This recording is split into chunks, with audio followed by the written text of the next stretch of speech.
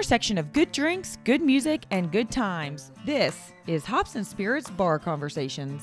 We're halfway through National Bourbon Heritage Month, and you know I've got a good drink with me, and I think my guest does as well. He's a rising country artist. He's got a brand new song that literally just came out called Soldier Son. He also has a few other songs out, another good one, Single This Summer. Let's welcome in Matt Oakley. How's it going? Good. How are you? I'm hanging in there. It's later on the East Coast. I've been traveling around, but I'm glad we were able to find the time to sit down. I'm excited. Absolutely. And I'm glad we can share a drink. You know, this is Bar Conversations. I always love to start this out with what you're drinking tonight, or what's your go-to drink, you know, depending if you're behaving yourself or not. Go-to is exactly what's in my cup. I don't know if you can see it from the angle, but it's just so I dabble back and forth between Jack and Jim Beam depending on the mood. But I'd say at my house, my bar cart has a bunch of number 7. But as far as when I'm up here and visiting my mom and my stepdad, they're big Jim Beam fans. So I got Diet Coke and Jim Beam. I like it. I decided, since I know you grew up in a military family, and like I said, you got a single out called Soldier Son. I did a little 15 stars, got the nice little American flag on there. So, you know, try to find something fitting for today.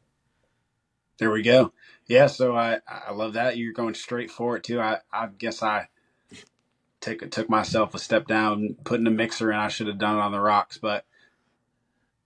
No, you're all good, because, see, if you look at the other things we do, one of the other shows we do is Neat and Mixed, and I like to mix my drinks. I just tonight decided to, the mixer's actually in this cup. That's the off camera. They don't need to see that. Exactly. So do you dabble in any other whiskeys besides that, or you kind of just stay with the tried and true?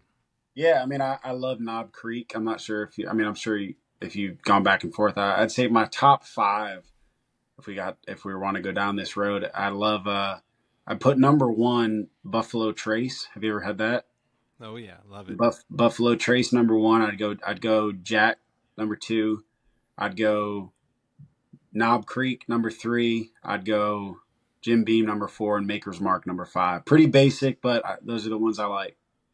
Hey, there's nothing wrong with any one of those, and at the end of the day, they'll get the job done. They will. They all do. Too well. See, I'm spoiled, because I think literally every single one outside of Jack is not far from me, being in the middle of Kentucky here. So there you go. I love it. You're in Bourbon County.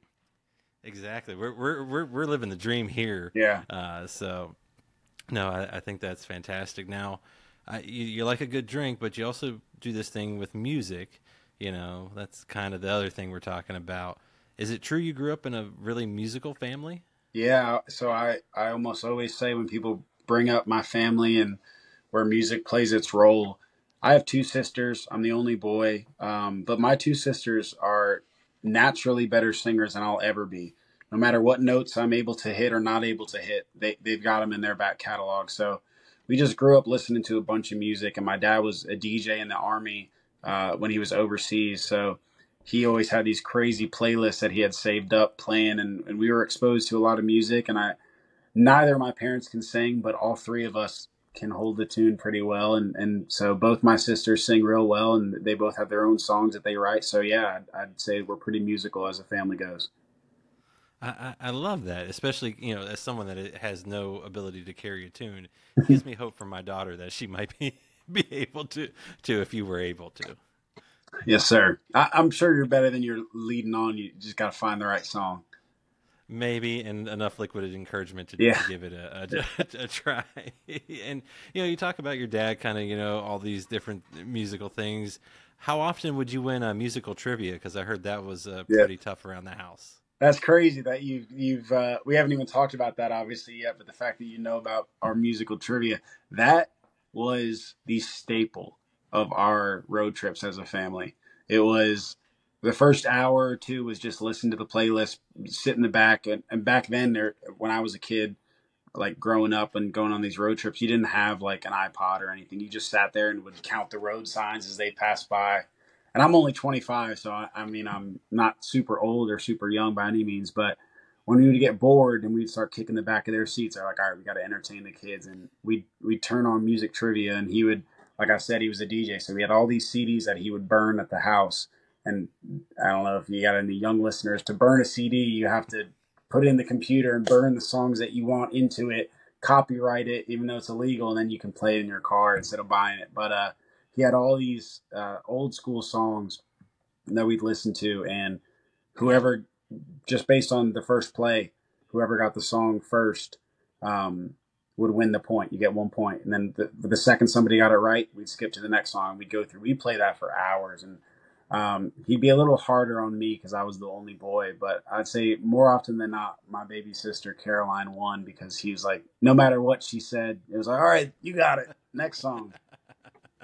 So you actually had to be right. I had to be right. They had a little yes or no. If she got it wrong, be like, oh, that's close. It starts with this. And I'd be like, whoa, where was that when it was my turn? But it was all fun. I think more than anything, it allowed us to find like a competitive love for it. And I think when you get in the space of actually making music, you got to have a little bit of competitive edge to you. So it helped us out in the end. And I got no ill will left towards the cheating on their side.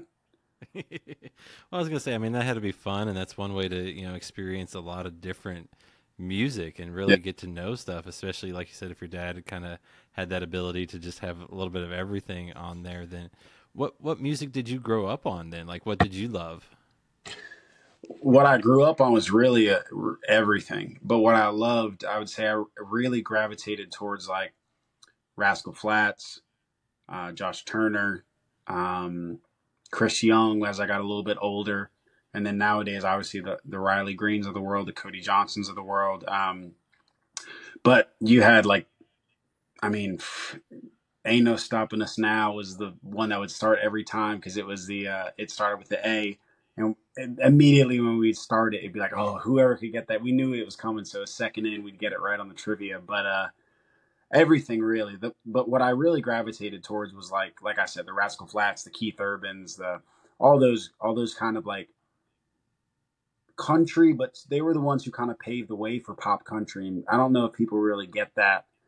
They see because you listen to George Strait and you listen to these guys, the really old school guys, and you're like, how did it get from that to then the Rascal Flatts, the Keith Urbans, and then the modern day Rascal Flatts, which is say like a Dan and Shay, to the Morgan Wallens. It's like, it's all just evolved super. I've just been a fly on the wall while trying to find my own sound. So growing up, I'd say those people really played a role in my love for music. Well, and it's cool to see that you have that history or that sense to kind of see how things have evolved, because I'm guessing that helps you a little bit when it comes to making your own music and different things like that. 100%. I'd also say like the ability to know what has been done is the ability to know what hasn't been done, if that makes sense. And so what I'm trying to do with my sound is find a sound that exists between that really old school, all live instrumentation, nothing drawn in. And I have songs that are like that, but I'm working on a batch of songs right now in Nashville that are just all live band, written with me, my buddies, and some of the greatest writers in the world. Really, I'm really blessed to have met some of these people, and we're trying to tailor this project and these batch of songs to be something that no one's really heard, but familiar enough that people will still play it and be like, who is this, and what is this, and how I haven't heard this type thing. So it exists in this like country, rock, pop, Luke Combs, Morgan Wallen, Riley Green. I'm really excited with this batch of songs, and I'm just can't wait to get them out. Well, I was gonna say I can't wait to hear what you got, because I've enjoyed a lot that you've been able to put out. And you talk about growing up on that country music and stuff. It wasn't until college though that you really started playing country music, right? 100%. Yeah, I took me a little bit longer. I think just because growing up, I was always doing something, whether it be sports or hanging with friends or focusing on school and doing that stuff. And I think I was a little bit scared to be completely vulnerable, if I'm being honest. Like, I think at 15, 16, when a lot of kids are like, oh, I play this instrument or I play that instrument, it's like, oh, but the cooler thing is go play football. So I went and played football, and I went and played basketball. And that took up a lot of my life. I started playing football when I was like 8. And then I played it up until I graduated high school. And then I played intramural in college. And then once I was in college and COVID hit, and we were locked inside, and I couldn't really go outside and go play sports. It was like, what do I really like to do? And so I sat down we had a piano in the middle of our living room, and I tried to teach myself piano during COVID, and I taught myself enough to play a few covers, posted them on TikTok, and they blew up. At that time, it was like maybe 50,000 views and maybe like 150 comments of people being like, put out a real version. I'm like, I don't even know how that works. And that started it all for me right there. I sat down and I was like, all right, how do I turn what I love to do into something? Once I got that validation that people wanted to hear more, I was like, all right, I can give you a little bit more here. Now I might be giving them too much, but I'd rather give them too much than not enough. Well, I was gonna say now it's what you do for a living, and Yep. it's totally different. What made you? I mean, obviously, I know during COVID, a lot of different things happen. We're all in our homes, trying to figure out how to pass the time to some degree. But what made you put music up on TikTok and kind of show that that you had some ability to do things? For being honest, tie it back to, I think my dad. I was playing the piano one night. He was watching a Celtics game. I think he was watching. I don't want to put the details out there and get it wrong because social media will tear you up. But he was watching some playoff game, and I was like, I wrote this song today. He was like, you wrote a song? I was like, yeah. And I played it for him, and he was like, what the heck? Like, because he would hear me sing along to songs and be like, you can sing, you can do this. And I'm like, yeah, whatever. And then I wrote one, and he was like, finally, like, where has this been? And then he was like, just put it out. Like, he's big on the whole, who cares what people think? Who cares? Like, you gotta take your chance, and you have to, if you really care about this, just exist on that profile as you exist in real life. And if you love this in real life, love it publicly.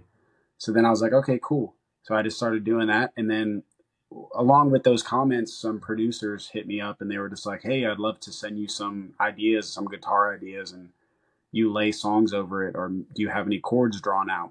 Didn't. But they were like, if you do, let me know. And so I Googled like most popular country chord structure. And I was like, I've got this idea. And I was lying just to make it seem like I could hold my own.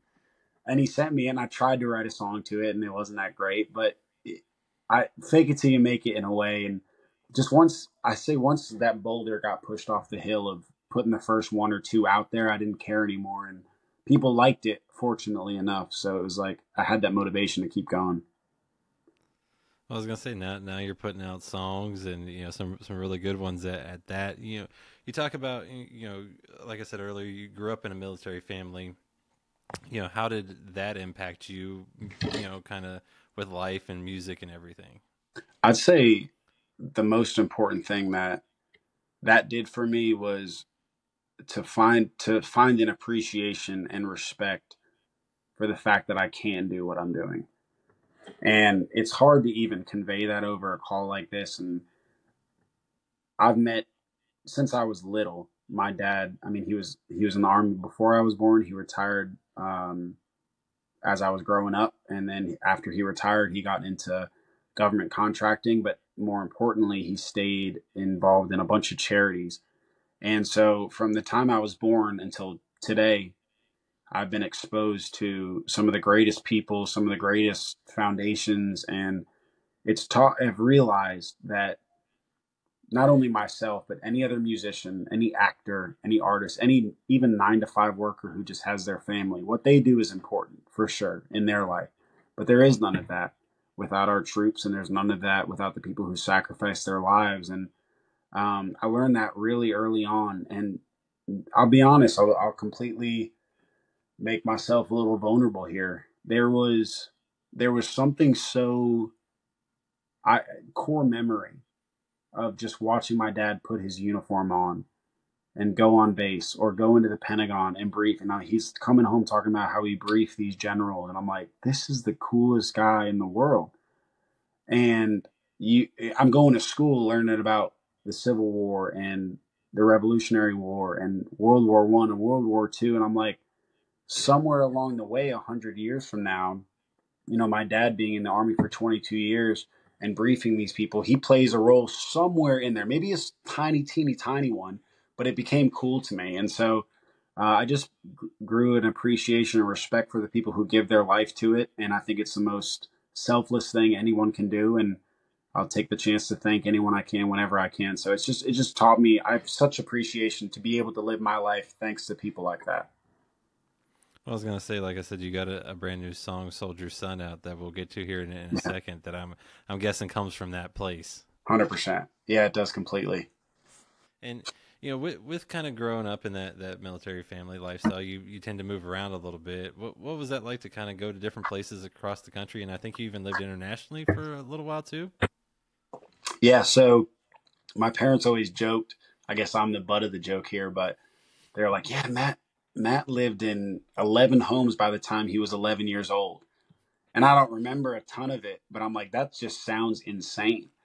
And you meet people at college and they're like, yeah, I was born in, let's say, Connecticut, and I went to high school in Connecticut, and I'm here for the first time. So it's like, I'm out of state for the first time. So it's like, didn't put it in perspective until later on in my life. But I lived all over and bounced around. I think, once again, the whole appreciation thing, you learn, people in different areas live differently. And so I think I've taken everything with a grain of salt. And my first schooling was actually in South Korea, like you said, overseas. I was in preschool out there, and I remember everything. We were on the 11th floor of a skyscraper, and I had a room right on the right side.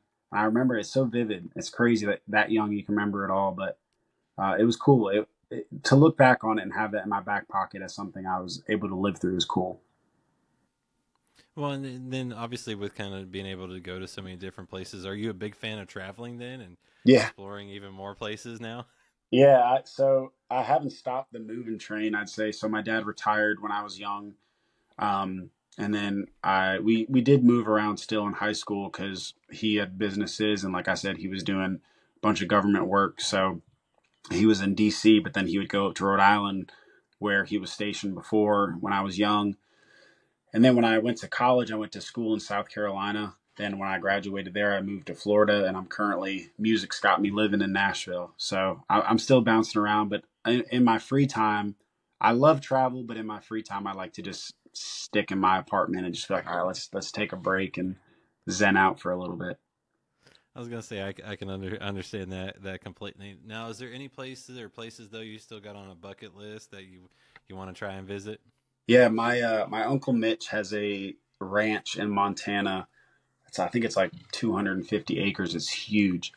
And he's been inviting me out there, and I've been trying to. The reason I've been delaying it is because I want to get some of my riders out there, and I would love to do just a getaway, like a week long, go out there, ride some horses, ride through the mountains, like enjoy it, take in the life, bale the hay, do the whole thing, and then sit down and write a song. I feel like the inspiration could be cool. So I'd say uh, in the States, I'd put Montana up there.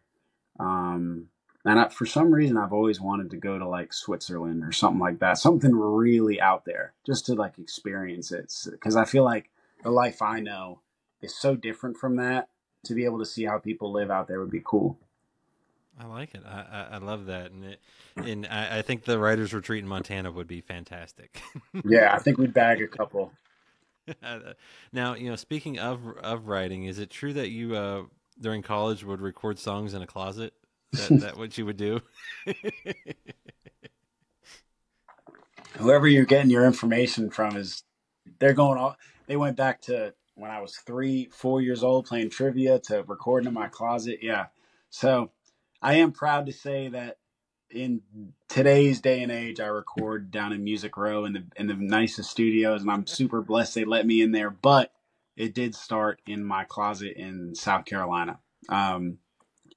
I would, and once again, I mean, I can't shout him out enough. Shout out my dad.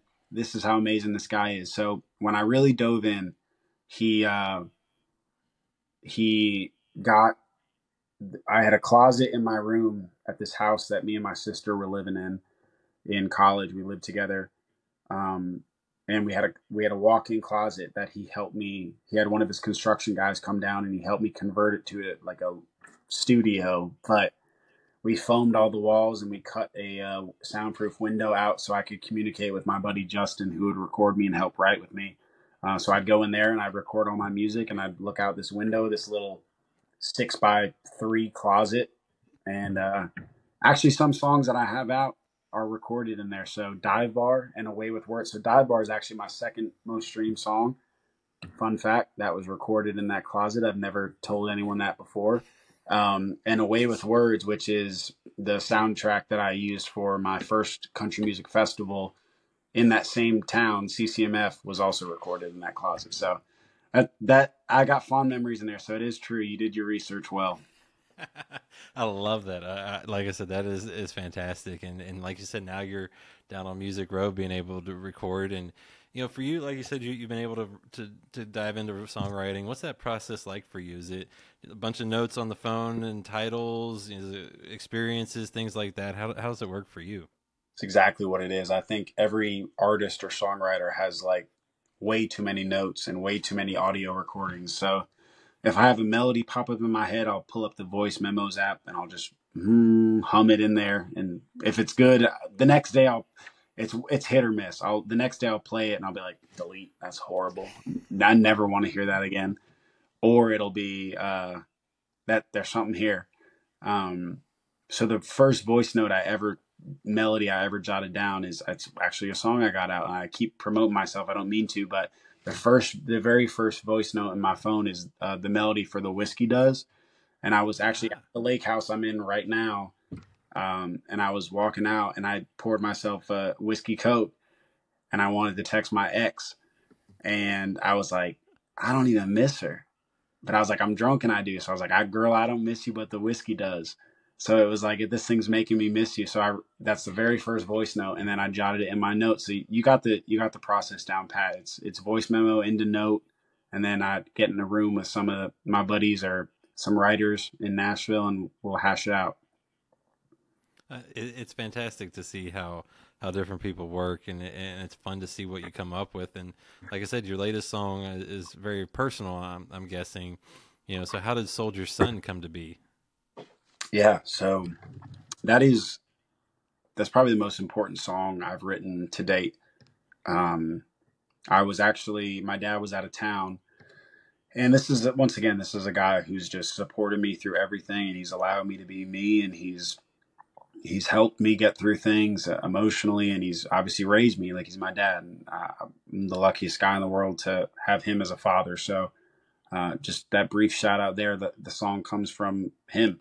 And he called me up and he was like, hey, can you let the dogs out? I was like, no problem. So I ran over, and at the time I was living like 30 minutes away from him. So I drove over and I let the dogs out, and where he keeps the dogs' kennels is in his office. And he had all these pictures of him as like a young soldier, and he had all these medals that he had collected over the years and he had been awarded. And there was just like a whole wall full of this time of his life where he dedicated it to our country. And I was like, what can I give him that he's given me that's not like materialistic I got to go out and buy or whatever? So I let the dogs out in the backyard and I ran up to my sister's room, and she had a guitar, and I pulled it downstairs and I sat down in front of all those pictures and all his medals, and I just wrote it. And he, once again, like I said at the beginning of this, he served for 22 years. And so the song just starts off, he spent 22 years in the Army. We talked Alpha, Bravo, and Charlie. And it just walks through our life and all the things he taught me and the things that we went through. And it just, when I finished writing it, I didn't even play it for him in that moment. I wrote it and I was like, I texted my manager and I was like, I've got a personal one. It's not really mainstream, but it means a lot to me. I want to get in with the band and I want to record this. And so about 2 months later, we tracked it, and that was that. And the song existed in that moment. And I was like, all right, I had to pick the right time to play it for him because it felt really special. I was gonna say, how was it? Were you nervous to play it for him? I mean, and what did he think of it when he finally heard it? I don't think I could get too nervous with him. Like I said, we've gone through everything together as far as like my life. He's known me since the second I was born. So I don't think I could get too nervous with him. But because it was for him, I just felt like it was special and I wanted to present it the right way. So I drove over and I was like, hey, I got got this demo back. I really want you to hear. So we went over, and he was there with my sister and my stepmom, and he was like, just play it. And I was like, no, like, come out to my truck. And he was like, just play it. I got good speakers in my office. Just play. I was like, no, like, come out to my truck. Like, I want to play it one on one. He's like, well, I'm like, just come on, don't fight me on this. So we go out there, and before I played it, I was like, this song's called Soldier Son. It's about everything we went through. And I played it for him, and about halfway through, he just starts crying. And I was like, in that moment, whether the song ever got released or became a big thing, I was like, this is exactly what it was written for. Like, I wanted it to hit in the way that it hit. And a little more insight on actually the story that we talked about earlier. When I was living in Korea, when we moved back, it was me, my two sisters, and my mom back in Virginia. And my dad wouldn't give my mom or mail her these voice, like, on this like recorder, on like a cassette tape. And it would be stories, because he would always read us stories before, or tell us stories before bed. And so it got to a point in the song, the second verse, where it says, those cassette tapes he mailed home, I'd rewind them all night long, because when I closed my eyes, it felt like he wasn't gone. And when that part hit, he just started bawling, and I started crying. And I don't cry. I'm not a crier. I'm like, come on, hold it together, be a man type thing. But we both were just sitting there listening to that part, because I'm grown up now. He's retired. He's an old man. He's all grayed up. And we're just sitting there thinking about this time of our life when I was like 5 years old. He was deployed, and we made it through all that. And we're here, and we're able to celebrate it. And I'm able to thank him. And it was just super special. So I wasn't nervous, but I just wanted to make sure it was presented the right way. And it came across well, and he's gotten behind it. And we both love it. We play it together all the time. I was gonna say that's a special song and a special connection that you'll always have to it. And you talked about this too, with kind of your upbringing and getting to see the importance of kind of giving back and doing those things. You do a lot of stuff with AUSA events, military benefits, Patriots Fest. I think how important are those types of events for you to kind of show? Yeah. Like you said, you kind of were able to write a song for your dad. I'm guessing that's another way for you to give back to people. Yeah. I mean, I'd put it at the top of the list, I'd say. I performed at a couple, as far as recency goes, I performed at a couple military-based events, and the one that sticks out the most is the Sunbelt chapter for the Army's 249th birthday for the AUSA Foundation. They had a bunch of Gold Star families in attendance, and for those who don't know, Gold Star families are families who have lost a loved one or a family member in combat. So these are people whose sons have died in war, and it's like, it's so hard to grasp how hard that hits people until you're in front of them talking about them. So I performed this song, and I dedicated it right before I started singing. I was like, I want to dedicate this to the Gold Star families in attendance, as well as my father, who's also in attendance. And the chorus says, pour one out for the ones who never made it home. And right then and there, that sums up, say a prayer for their mom as if she was your own.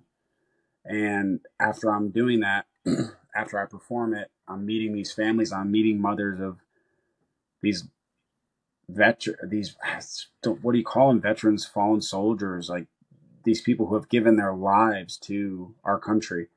And I'm sitting there shaking their hands, and they're crying and they're tearing up. And it's like something I created for my father and for our like country and our nation. It's like it all came together, and it's so hard to it's so hard to sit here and talk about it and really grasp that emotion. But it was one of those things where walking away from it, I was like, okay, I thought this song was just created for me and my father. And then I'm sitting there with a father who is wearing his son's dog tags with tears in his eyes saying, thanking me. I'm like, no, thank you. And I'm trying to get that across to my own brain in real time of like, I've given this family something to thank them for what their son has given me.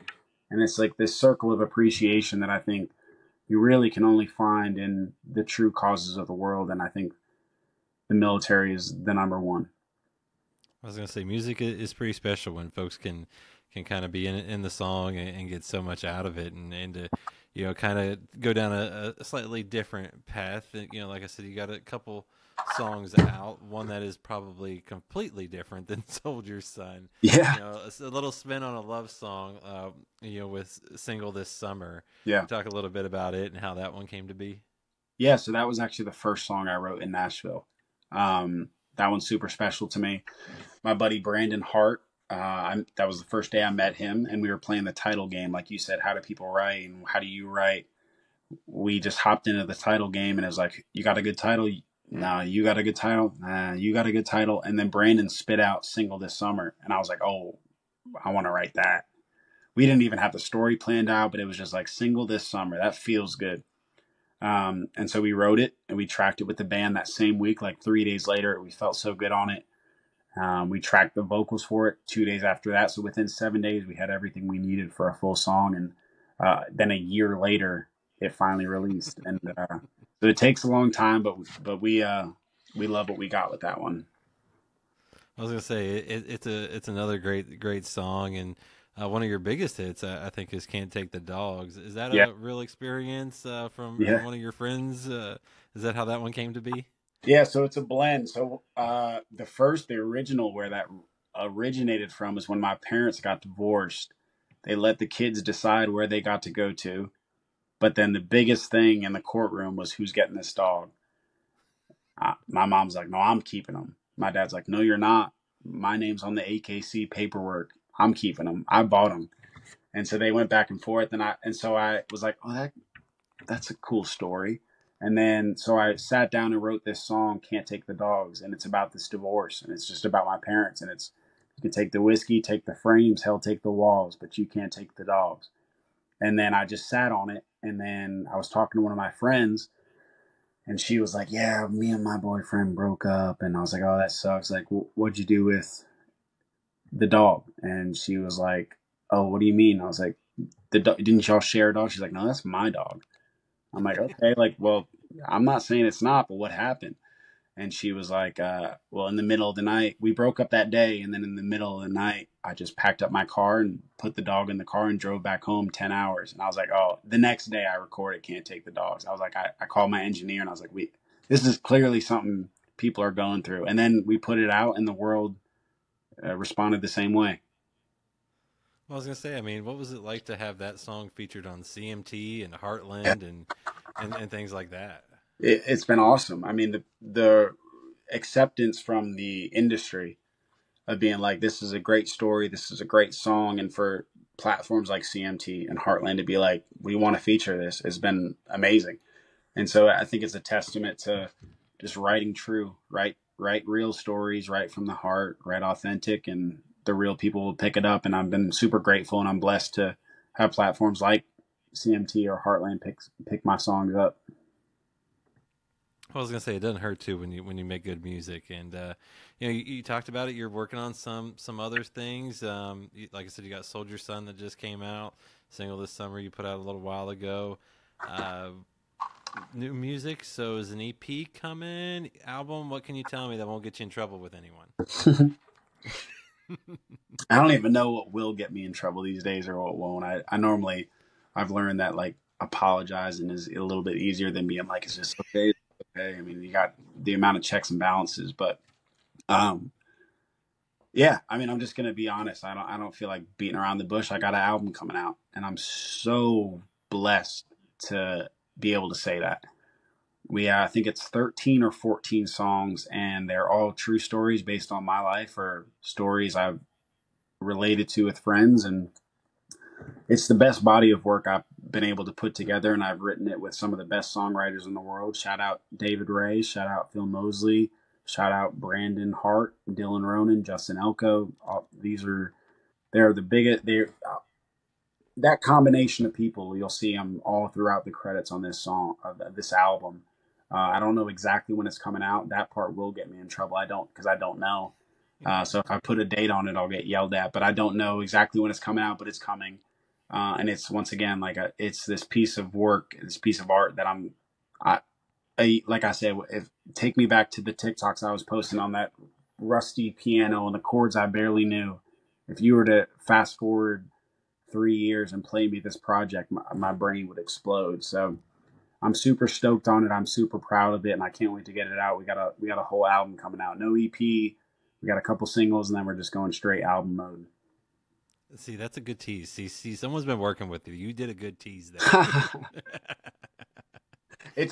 No one's been working with me. I'll be honest with you. I'll tell you. I don't know if you know the PR people, but I'm a pain in their ass. I'm sure you might have to bleep that out, but I'm not the most responsive. I think we even had to reschedule this, which once again I apologize. I'm bad with my calendar. I'm bad with the PR. I'm bad with social media. But what I'm not bad at, I feel like, is being true to self. And this album is something I'm super proud on. So I really can't wait to get. If it were up to me, it'd be out yesterday because it's done. But you got to go through all the proper channels and make sure it comes out. But that just means people follow his social media. One day he'll post something, and you'll know when it's coming. There we go. Matt Oakley music. It'll be there one day. Now, I start every show off with, what's your go-to drink? What you drinking tonight? You've already answered me that. So this is my second favorite question to ask. I always ask it. And it's always interesting to see what folks will say. What's your favorite song to perform right now, of yours or maybe someone else's? My favorite song of mine that I like to perform is Can't Take the Dogs, because I look out in the crowd and I see people who have gone through either a breakup or just super dog lovers. It's easy to grasp them with that. And it's very high energy. So when the chorus hits and I'm able to get into it, that's really fun. And I start every single show of mine. Every single show I start with Courtesy of the Red, White, and Blue, Toby Keith. So shout out to a legend. Rest in peace. That's my favorite song. And once again, it just goes into the second that, just the way that hits with my daddy served in the Army, and I can relate to it. It gets me going. It gets me, the drums come in and the drop comes in, and I'm like, I can relate to this. This feels like I wrote it, and the crowd's going because they know all the words. And so those two, Can't Take the Dogs and Courtesy of the Red, White, and Blue. I was gonna say that it seems so authentically you. It's fantastic, and when you're out on stage, what's the best part for you, being up there and being able to perform? I think just sharing like a part of the story. For me, I think for fans, whether they're there for the headliner or they're for me or they're there for the festival or whatever show it might be and whatever they're there for that 30 to an hour, like, it's mine. It's me and my band's chance to tell them, hey, this is who I am and this is what we've been working on. So I love that. I love the ability to be able to share a part of my life with people I've never met before. And then when it's all said and done at the end, go out there, get a beer from backstage and share a beer with people who have been singing my songs with me. So it's really cool and it's really fun. I was going to say, there's got to be nothing like when folks pick up one of your songs and can sing it back to you. Oh, that's the best. Looking out in the crowd, and I will say Can't Take the Dogs is the one they sing back to the most. I'm like looking left and I'm seeing people sing Can't Take the Dog. I look to the right and then they're singing the verse. I'm like, all right, we got some people here who know the music, which is great. When it's not like they don't know it, but it's like people who are like every word A to Z. You're like, oh, they play this every day. It's real cool to see that. I was going to say, who knows? Maybe one of these days you'll be on someone's musical trivia. There we go. Yeah, true. And you've touched on this. Obviously, you're working toward some new music coming out. But what else can folks expect from you the rest of this year and on into 2025?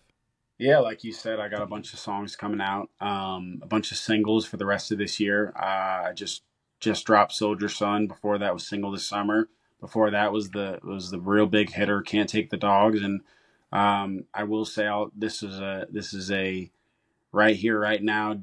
Might get me yelled at, but I'm going to put it out there. After Soldier Son, coming up here in a few weeks, I got a song called Party on 95. Real upbeat, very spring breaky, very fall football weather, like going a road trip with your boys. Party on 95 is coming out here real soon. And then I think we're doing one or two more singles and then the project next year. So a lot of songs, and then around the project album time is we'll release some tour dates and we'll be traveling. It sounds like you've got a lot to look forward to. We've got a lot to look forward to, and I can't wait to hear it all. Yes, sir. I'm excited. Well, Matt, man, I truly appreciate you sharing your story with me and sharing a drink with me too, man. Cheers. Cheers, brother. Find more from Hops and Spirits at hopspirits.com. Thanks, everybody. Bye.